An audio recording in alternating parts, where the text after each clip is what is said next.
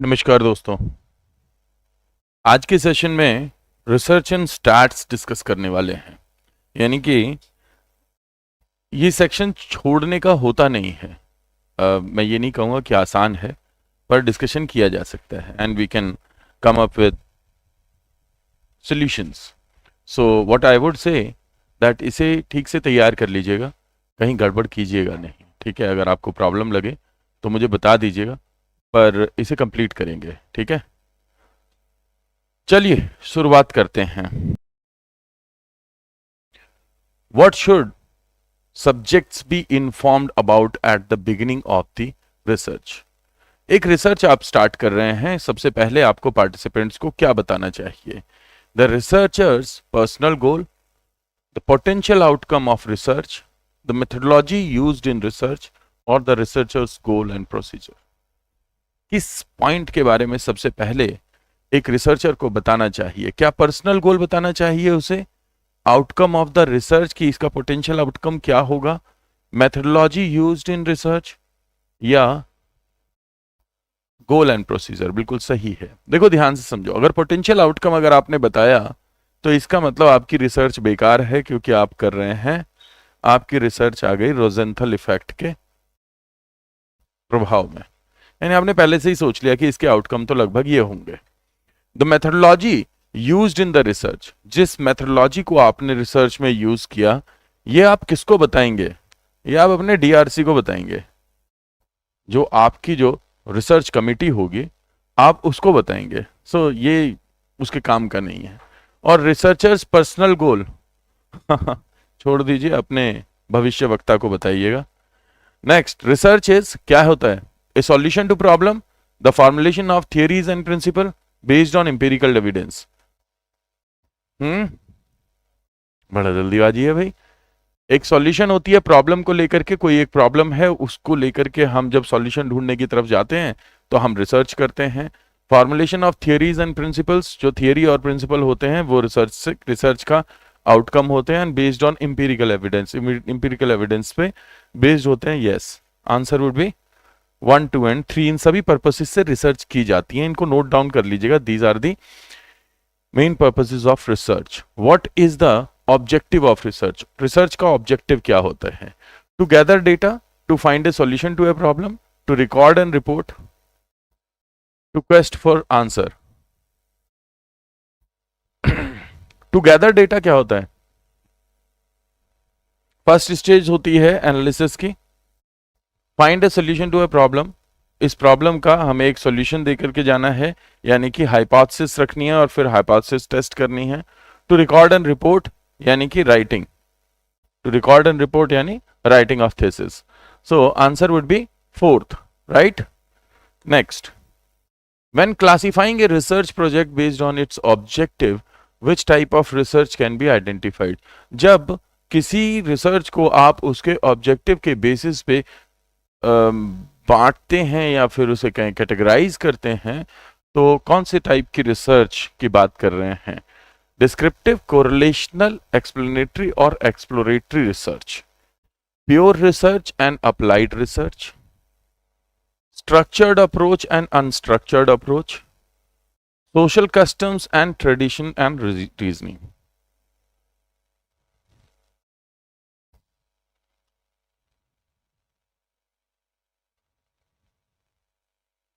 Guidance का test आज मिल जाएगा। हाँ, गाइडेंस का और रिसर्च एंड स्टार्ट्स दोनों का ही आज मिल जाएगा आपको टेस्ट। बताइए आंसर क्या होगा इसका? कुछ लोग कह रहे हैं 2, कुछ लोग कह रहे हैं 1, और इसी प्रकार से यहां पर भी कह रहे हैं। चलिए मैं चालू करता हूं चौथे से।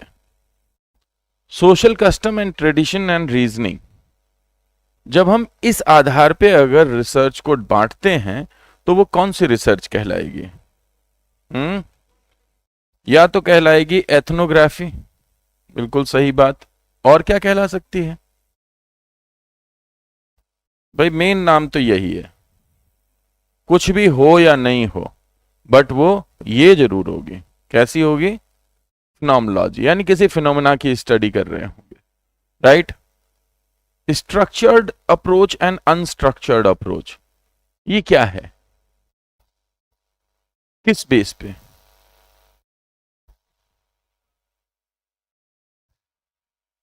Very good, analysis and methodology के आधार पर। यही है याद रखने वाली बात, जिसको कि हमने महाभारत पे डिस्कशन किया है ड्यूरिंग द सेशंस, जो आपके पास में अवेलेबल होगा। प्योर एंड अप्लाइड रिसर्च कब बांटते हैं हम प्योर और अप्लाइड के रूप में? Pure research and applied research ऐसे कब बांटते हैं हम? फंडामेंटल और अप्लाइड या प्योर और अप्लाइड? नेचर ऑफ रिसर्च अपने लिए, और जब पड़ोसी के लिए की गई हो?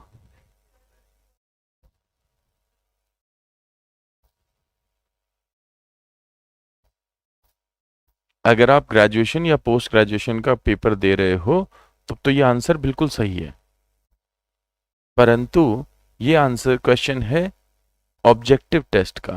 तो ऑब्जेक्टिव वर्ड क्या होगा वहां पे? एक शब्द होगा ना जिसके लिए आपको ये मीनिंग दोगे, जैसे यहां पे है कि classifying a research project based on it's objectives. Objectives के लिए की जाएगी तो ये वाली रिसर्च होगी, आंसर होगा इसका 1। लेकिन किस चीज के लिए क्या लिखा होगा यहां पे जब आंसर ये होना चाहिए?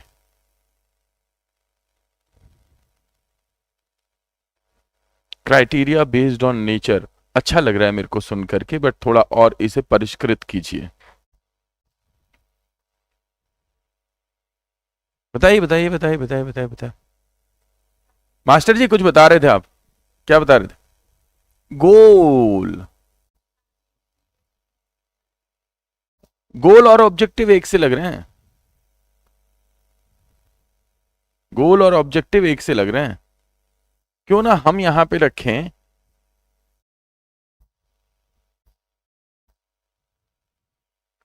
Intention.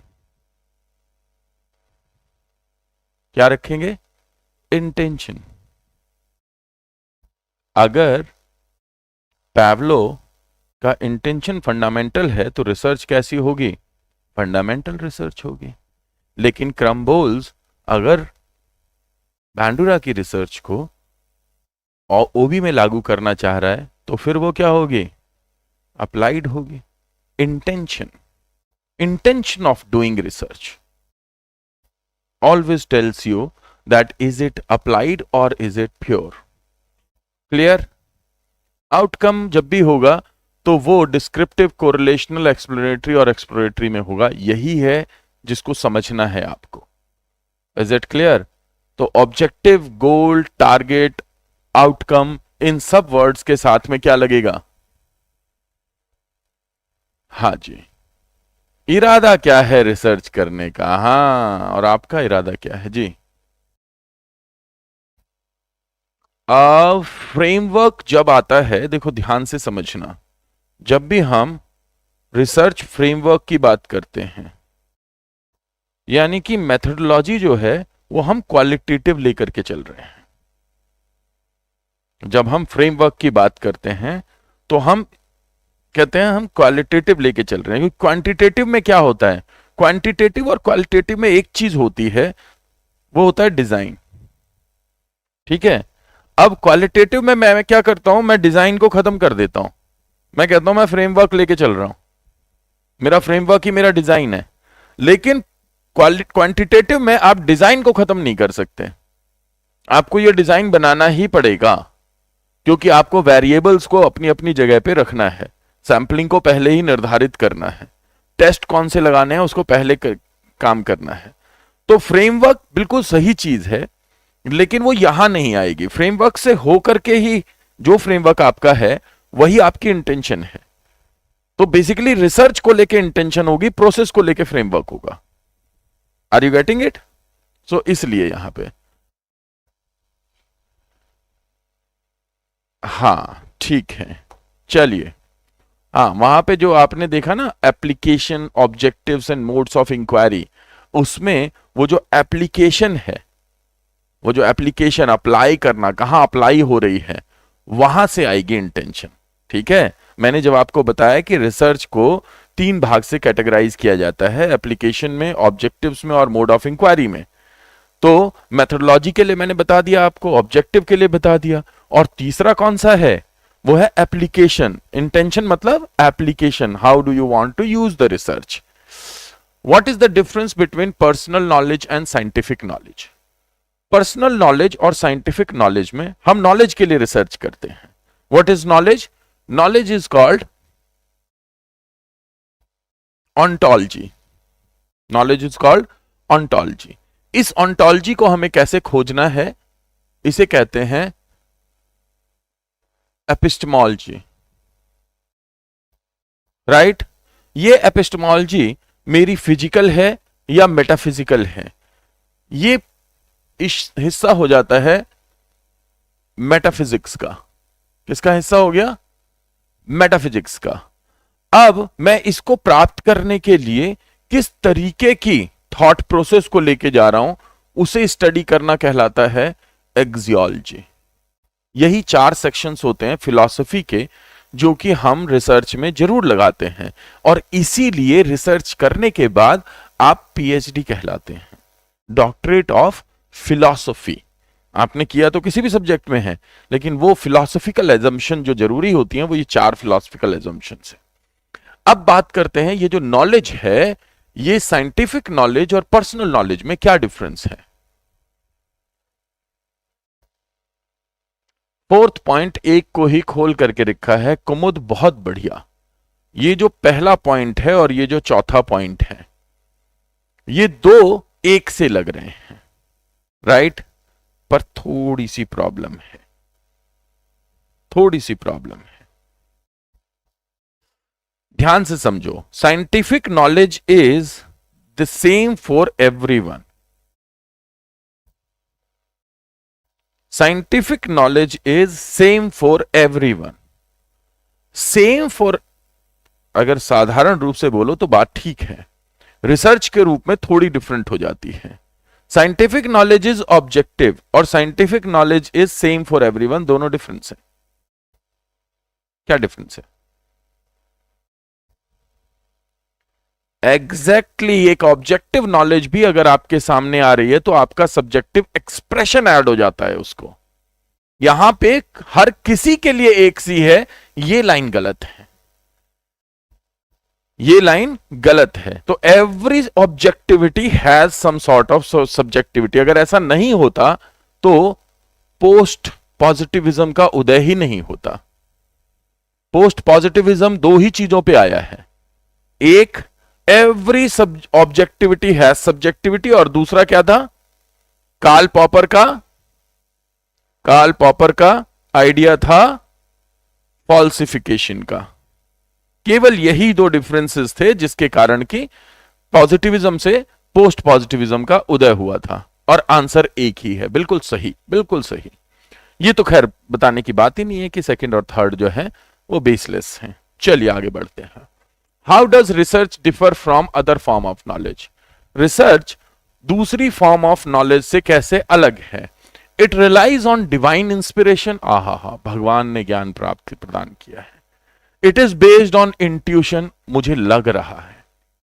It follows authority decrees. बड़ा मुश्किल प्रश्न है, तीनों ही ठीक लग रहे हैं। It involves methodological investigation and data analysis. उफ, तो तुम्हें मजे आ रहे होंगे ना। ये छोटे छोटे क्वेश्चन है, ये छोटे छोटे रूप में ही याद करने हैं। तुम्हारे पेपर में भी इसी तरीके के आते हैं क्वेश्चन, ठीक है ना, तो ज्यादा मुश्किल नहीं आता है, इसलिए स्पेसिफिकली वैसे ही क्वेश्चन बनाए हैं। Which type of knowledge involves knowing about things? कौन सी नॉलेज नोइंग अबाउट थिंग्स से होकर के आती है? Declarative knowledge, functional knowledge, procedural knowledge और कंडीशनल नॉलेज है क्या? डिक्लेरेटिव, हाँ डिक्लेरेटिव होगा भाई, घोषणात्मक। काहे? इसमें क्या है? नोइंग अबाउट थिंग्स, आप जानते हैं चीजों को। जब आता है नोइंग तब क्या होगा? डिक्लेरेशन। जब आएगा फंक्शनिंग तो क्या होगा? डूइंग, ठीक है ना। जब आएगा प्रोसीजरल तब क्या होगा? प्रोसेस, और जब आएगा कंडीशनल,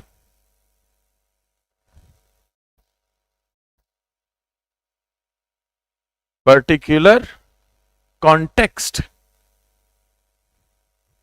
एक कॉन्टेक्स्ट में क्या लागू हो सकेगा, वो कंडीशंस हैं, कंडीशंस अप्लाई है भाई, तो उसी कंडीशन में होगा। बहुत बढ़िया, चलिए अगले पे चलते हैं। Which type of knowledge involves performing actions in right sequence? सही सीक्वेंस में एक्शंस परफॉर्म करना। Declarative knowledge, functioning knowledge, procedural knowledge और कंडीशनल नॉलेज। प्रश्न मुश्किल है, विश्वास कीजिए। आंसर क्या होगा?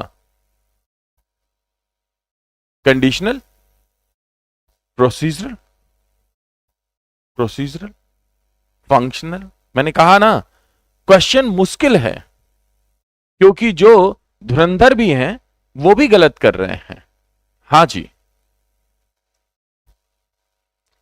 ध्यान से समझिए। प्रोसेस क्या कह रहा है वो? Sequence. Not only doing, not only performing the, performing तो डूइंग हो गया, डूइंग तो इसमें भी हो रहा है और इसमें भी हो रहा है, लेकिन वो क्या कह रहा है? सीक्वेंस, यानी किसके बाद क्या होगा, प्रोसेस भी है।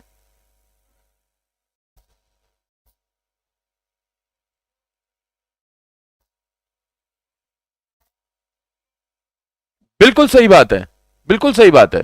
जब वो साइकिल चला रहा है, एक बच्चा है जो साइकिल चला रहा है, कौन सी नॉलेज में आएगा? फंक्शनिंग नॉलेज में आएगा, लेकिन प्रोसीजरल नॉलेज में भी आएगा। क्यों आएगा? अगर हम कह रहे हैं कि बच्चा जो साइकिल चला रहा है वो किस सीक्वेंस में सीख रहा है, राइट सीक्वेंस, तो फिर वो क्या हो गया? Procedural knowledge.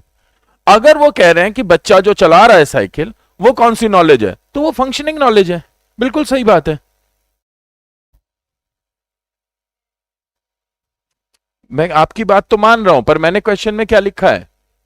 Right sequence.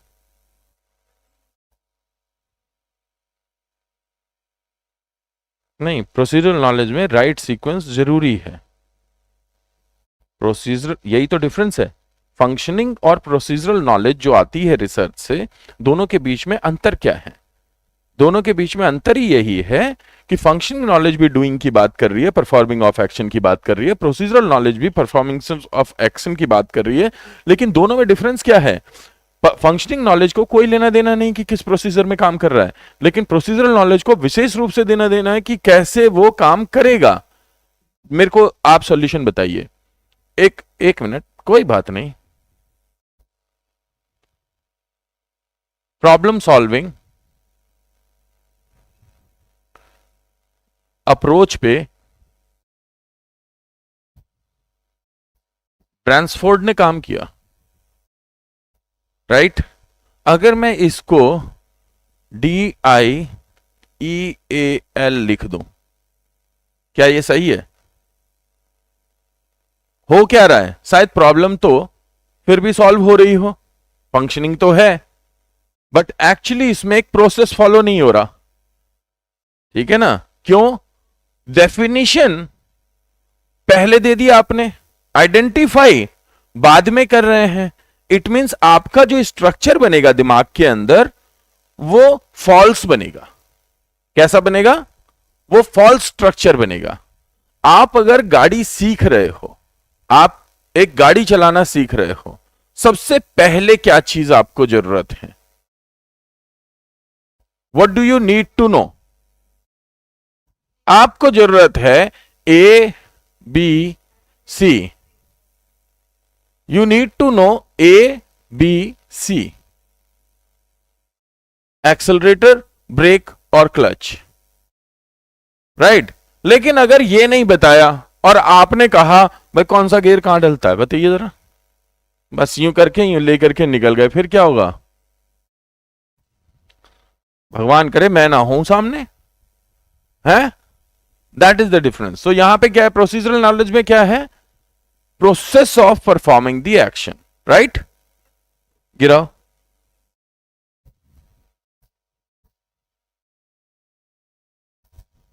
Conditional knowledge को आप जो समझ रहे हो वो कंडीशनिंग से समझ रहे हो, नहीं। कंडीशनल नॉलेज का मतलब होता है बेसिकली सिचुएशनल।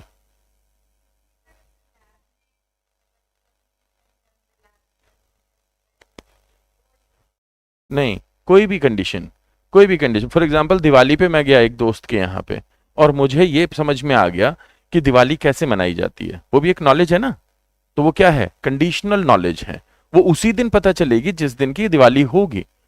हाँ, कोई अगर मुझे अगर समझाएगा तो वो उससे नहीं आएगी। Are you getting it? तो बेसिकली एक कंडीशन निर्धारित कर दी मैंने, अब समझो इस बात को। एक कंडीशन निर्धारित कर दी कि मेरे को एथनोग्राफिक रिसर्च करनी है और मैं जाऊंगा किसी एक ट्राइब के यहाँ पे और उसको वहां पे देखूंगा।